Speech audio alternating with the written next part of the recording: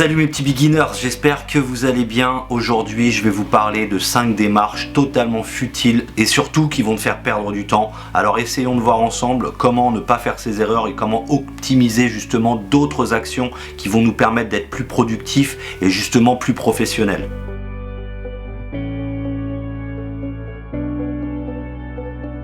Aujourd'hui, on va voir 5 démarches totalement inutiles qui sont vachement adaptées du moins au métier d'artiste quand il a besoin de faire voir son travail. La première erreur déjà, c'est de poster des choses qui sont totalement inutiles sur des groupes professionnels, par exemple des groupes d'acteurs ou des groupes de casting ou des pages Facebook qui parlent des castings, qui parlent du cinéma, de l'audiovisuel, de l'intermittence du spectacle. Ne mettez pas de post si vous n'avez rien à présenter, si ce n'est que votre motivation. Honnêtement, tout le monde aimerait faire ce métier, tout le monde aimerait être acteur, en tout cas une grande partie. Et si vous êtes sur ce groupe, c'est déjà que vous êtes motivé par cela. Donc ça sert vraiment à rien de mettre juste une photo toute pourrie et de mettre voilà, je suis disponible pour de la figuration, ou j'aimerais être comédien, ou j'aimerais monter sur les planches, ou je suis génial, ou non. En fait, honnêtement, on s'en fout. Ce qui est important, c'est que vous montriez quelque chose. Donc si vous faites un post sans rien montrer, ni une compétence d'acteur, de chant, de danse, ou peut-être une bande démo, ou peut-être un extrait de quelque chose que vous avez filmé, ou alors un court-métrage, ou alors une présentation d'une pièce de théâtre ou d'un projet que vous avez, mais si vous n'avez rien à proposer autre que votre motivation, ça ne sert à rien.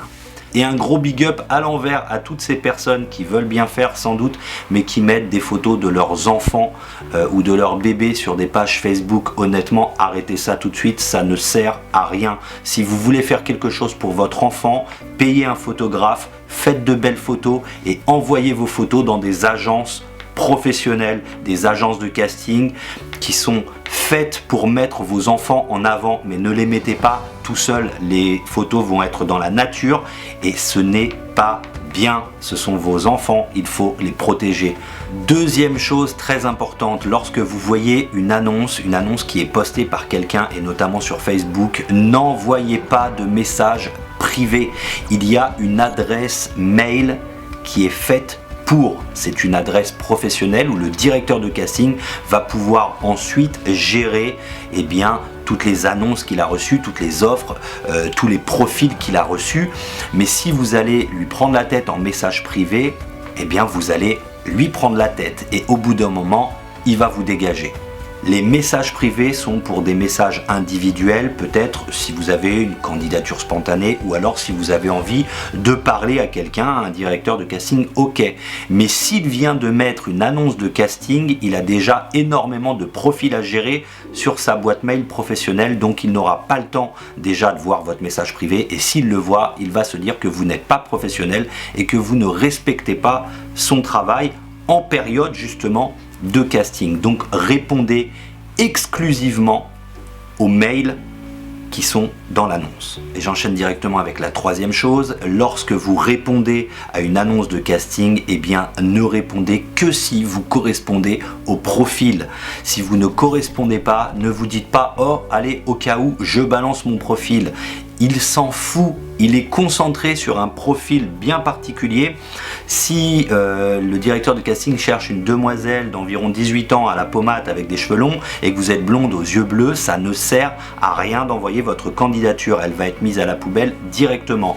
En revanche, pour pallier à ceci et pour essayer quand même d'approcher le directeur de casting, c'est d'attendre un peu, de garder les coordonnées de la personne et de lui renvoyer peut-être un mail quand elle n'est pas en période de casting et de lui dire bien que vous êtes disponible pour des projets et surtout de lui proposer votre CV, vos photos et votre bande démo et que lorsqu'elle aura d'autres projets, peut-être que vous serez susceptible de vous voir pour une audition. Mais ça ne sert à rien de faire du forcing et envoyer vos candidatures lorsque vous ne correspondez pas à la demande. Rien n'est plus énervant pour un directeur de casting d'avoir une boîte mail saturée de profils qui ne correspondent pas à sa demande. Ça peut fortement l'énerver. Croyez-moi, j'ai vécu pendant 3 ans avec un directeur de casting qui travaille plutôt bien et il m'a donné beaucoup d'exemples vraiment chiants comme cela.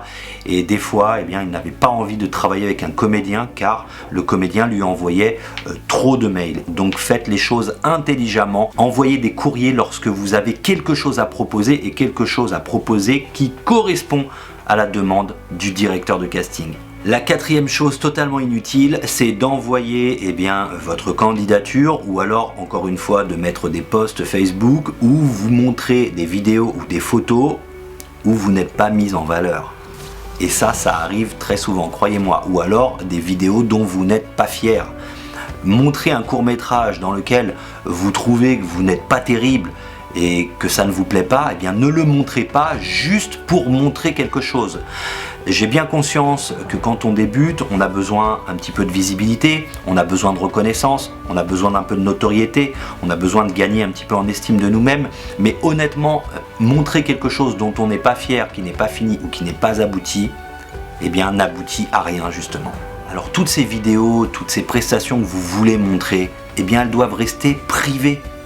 C'est quelque chose pour votre entraînement, mais ne montrez pas une vidéo d'exercice où vous tentez par exemple de jouer un Cyrano de Bergerac, comme là je viens de le voir, il y a une vidéo qui tourne où un mec fait un peu Cyrano de Bergerac, il a 15 ans, il n'a rien à voir avec Cyrano, il se ridiculise. Alors c'est bien, l'action elle est belle, la performance en soi est discutable, mais c'est trop amateur. Et à part montrer encore une fois une motivation, une belle envie, une belle énergie, vous ne montrez pas quelque chose de professionnel. Donc ces vidéos-là, faites-les pour vous, gardez-les pour vous ou pour votre cercle fermé d'amis ou votre famille. Honnêtement, quand vous mettez ce genre de vidéos-là sur Facebook, à part vos amis et votre famille, personne ne like et tout le monde s'en fout. Alors que si vous mettez quelque chose de professionnel, vous allez surprendre les gens. Donc il faut le travailler en amont et une fois que vous êtes vraiment très satisfait et que vous avez proposé quelque chose un petit peu percutant, là vous pourrez le mettre, mais pas avant. Et la dernière chose totalement inutile qui selon moi est le plus énergivore, et ça on l'a tous fait en acteur débutant et même après ça peut arriver, c'est de répondre à des annonces qui ne sont pas professionnelles et qui ne sont pas un minimum abouties et un minimum précises. Pas de production, pas de nom de réalisateur, pas de nom de projet, pas de pitch, pas de date de tournage, pas de lieu de tournage, pas de rémunération, s'il y a une rémunération de combien. Alors s'il manque toutes ces informations, next. En revanche, si vous avez une annonce avec un nom de production, un minimum, ou au moins un réalisateur, avec un budget, une rémunération, une date de tournage, là ça va. Mais si vous n'avez rien du tout, même pas de pitch, juste c'est un projet comme ça qui sort de nulle part, vous ne savez même pas qui est la personne qui a mis le post, ne répondez pas. Encore une fois, vous allez attendre une réponse. De ne pas avoir de réponse, vous allez perdre de la motivation, et même si le projet entre guillemets se fait, souvent c'est des trucs has-been. Croyez-moi, j'en ai fait un paquet pendant au moins 3 ou 4 ans, des trucs has-been qui n'apportent rien. Ne faites pas ça, optimisez vos recherches sur des choses sérieuses. Et là, vous n'êtes pas obligé d'aller dans un projet professionnel où il y a rémunération. Vous pouvez aller par exemple faire les festivals 24 heures chrono, le Nikon Festival. Tous ces réalisateurs-là ont des autoproductions un petit peu et ils ont besoin de comédiens sérieux et ils pourront donner des images. Vous pouvez aussi aller voir les écoles d'audiovisuel. Tous les 3 mois, ils ont des projets à rendre, ils ont aussi des échéances, ils ont des examens à passer et forcément ils doivent montrer de la matière en vidéo et ils ont souvent besoin de comédiens pour faire des courts-métrages ou pour refaire des scènes de cinéma ou pour un exercice de lumière par exemple. Et bien là, allez dans ces écoles-là et faites des choses qui au moins vous apportera des images de manière sûre. Ça prendra un peu de temps, mais ce sera beaucoup mieux que d'aller faire le projet avec le premier gars qui arrive, qui est motivé, qui a un super projet. Vous lui demandez une page d'écriture, il n'y a même pas une page d'écriture. N'allez pas dans ces projets-là, vous allez perdre du temps.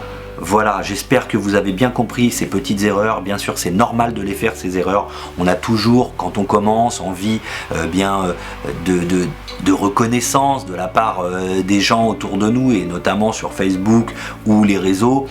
on a envie, voilà, d'avoir un petit like, mais choisissez bien ce que vous faites dès le début, car plus vous aurez une méthode professionnelle en tant que débutant, et bien plus votre méthode professionnelle va évoluer et va être exponentielle. N'hésitez surtout pas à vous abonner à la page Instagram. Tous les jours, je poste 1 à 2 annonces de casting professionnels et pour des projets rémunérés uniquement. Voilà, abonnez-vous à la chaîne, la petite cloche, tout ça vous savez. Et puis le petit like, bien sûr, pour mon estime à moi. Surtout, ne lâchez rien. Avec de la détermination et une méthode, vous aussi, vous décrocherez votre rôle.